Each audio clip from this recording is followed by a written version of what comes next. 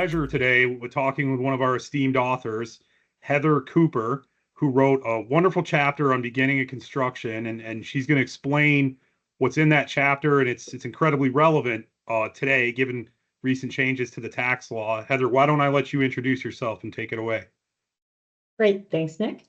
Heather Cooper, I'm a partner at McDermott Will and Schulte. We are a global law firm. I'm in our energy practice group there, where I'm a tax attorney, where I've been practicing for about 2 decades in the tax space, but over a decade specifically in the renewable space, where I focus on nothing but renewable energy tax credits. I advise a full scope of clients within that space, so developers of projects, investors, lenders, insurers, tax credit buyers, and I advise them on anything to do with tax credits and sort of the tangential tax matters that kind of fall into those deals as well. That's excellent. That's some great experience. And like I said, your chapter really is a shining chapter amongst many, but it's a great chapter and it's incredibly relevant today. Why don't you give us a little bit of the historic significance and the background on what's going on with beginning of construction and why it matters? Sure. So it was back in 2013 that some of the tax credits that are in sections around 45 through 50 of the tax code, Congress started amending those tax credits and started tying things in those tax credits based on when projects commence construction. And so it was back in 2013, the IRS started issuing guidance in a series of notices, giving us guidance on what it means to commence construction, because the statute itself doesn't provide any guidance. It just says when a project starts construction, you get treated this way for tax credits, and that was all the statute said. So the IRS gave us some guidance starting in 2013. That guidance really got developed pretty significantly over the last, I guess now 12 years. And the coinciding sort of with the guidance, the law kept changing, the statutes would keep getting extended, the credits would get extended, they'd be about to expire, Congress would come in at the end of the year and save the day and re-extend the credits. And it always kept turning on this concept of when the projects underlying the credits began construction. So that guidance that exists back in 2013, since the beginning, the IRS has essentially given us 2 methodologies for establishing begin construction. The first is the 5% safe harbor, and the second is the physical work test. And so we've had those rules now in place for a really long time. Clients have gotten, and developers have gotten really familiar with those rules over the last 12 years.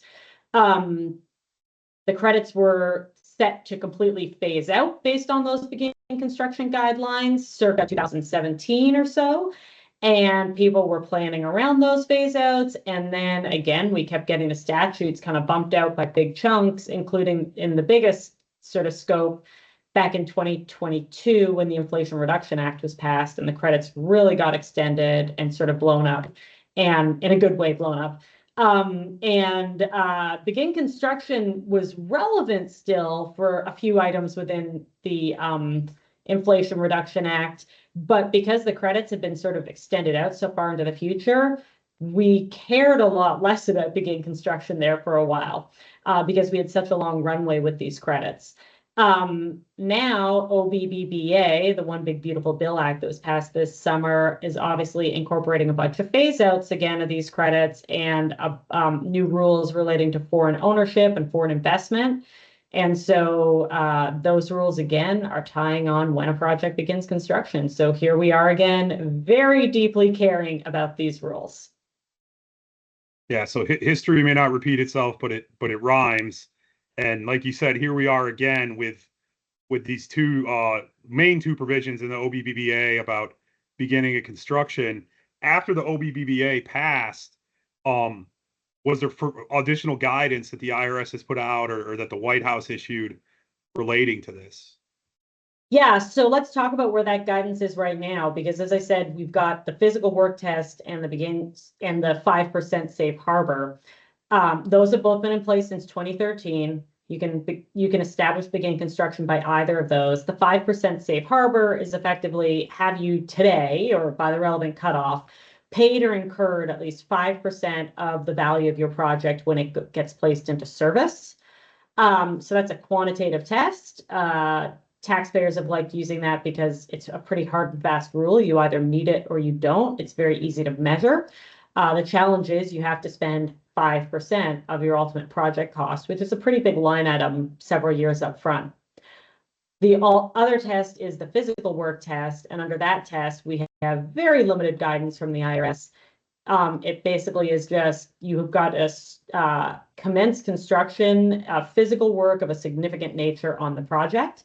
There is no quantitative or qualitative threshold for that test. The IRS just says it needs to be significant. It can be on-site or off-site.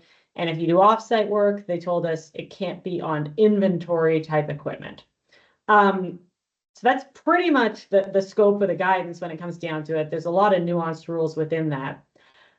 Those rules have been built and built on top of themselves over the last decade or so.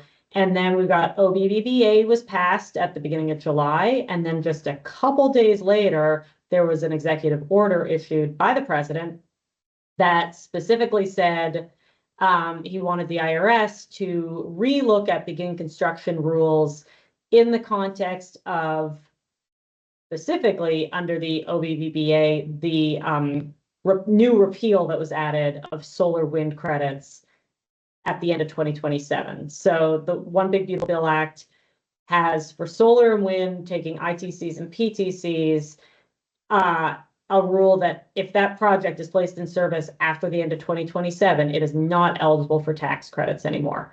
However, if you begin construction before July 5th next year, you are exempted from that rule and you can continue to place your projects in service. So the executive order that came out right after the bill was passed said that the IRS needs to go back and reconsider the existing IRS guidance on what it means to begin construction to sort of avoid circumvention of those rules, abuse, et cetera, et cetera. So fast forward, that executive order said that guidance needed to be issued within 45 days. So fast forward exactly, I think it was 42 days. And a couple of weeks ago, the IRS issued new guidance in the form of a notice. It was sort of very, very awaited by the market because nobody knew what it was going to look like. Nobody knew if it was going to be retrospective or retroactive. It was going to be prospective. There was a lot of nervousness in the market, and the guidance came out, and it really was not that bad in the grand scheme of things. The guidance eliminated the 5% safe harbor for all but the smallest projects. So 5% safe harbor is no longer a route other than for projects 1.5 megawatts or smaller. And then it kept the physical work test in exactly its sort of historic form without any change, without any restriction. So I think that was a very big surprise to the market, but here we are, and it's not a bad place to be. And I think developers are very happy because they can move forward again with some level of certainty about how these rules are going to work. Yeah, that's an excellent summary of a dizzying and complex area. And just to be certain, that notice is really talking. We talked about that. There's two beginning of construction constructs in the OBBBA. There's the rules for material assistance and receiving material assistance from prohibited foreign entities, and that those turn on for construction that begins after December 31, 2025. And then there's the beginning of construction by July 5th, 2026, and that's a workaround for the placed in service cutoff. That notice is only with that placed in service cutoff, right? Yeah, really great point. So the notice by its terms only applies to that repeal, that cliff, placed in service cliff at the end of 2027. So that is, if you want to avoid that placed in service cliff by beginning construction before July 5th, 2026, you must apply the new rules in this notice. If alternatively, you're trying to begin construction for some other purpose under the statutes, we look to guidance other than the notices, and we can talk about that now. So the FEOC rules, the foreign person rules that you just mentioned, that you can avoid the material assistance prong by beginning construction by the end of this year. That was actually in the statute specifically codified all of the existing IRS guidance that's currently in place and said, for purposes of the FEOC, end of 2025, begin construction cutoff that lets you avoid material assistance FEOC rules. Congress is instructing the IRS to, that we're codifying the existing IRS begin construction guidance for those FEOC rules. For all other references to begin construction in the code, so things like the prevailing wage and apprentice rules have things tied to beginning construction. Domestic content has things tied to beginning construction. Energy community ties to beginning of construction.